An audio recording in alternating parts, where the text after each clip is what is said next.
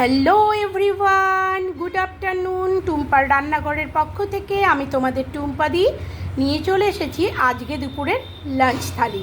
থালিতে কি কি আছে দেখো।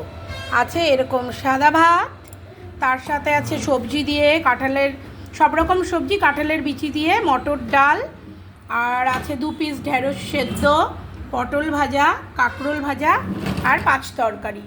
আমার ছেলে এই ঢ্যাঁড়স দুটোকে দেখে বলছে, তুমি কি চাইনিজদের মতো কাঁচা সবজি খাওয়া শুরু করলে নাকি? শোনো, 4 বছরের ছাওয়ালের কথা শোনো। বলে চাইনিজদের মতো কাঁচা সবজি খাওয়া শুরু করলে। বাট এটা কিন্তু কাঁচা সবজি না, ওরকম খেতে পারলে তো খুবই ভালো হতো। আমারও চাইনিজদের মতো সুন্দর গায়ের কালারটা হতো।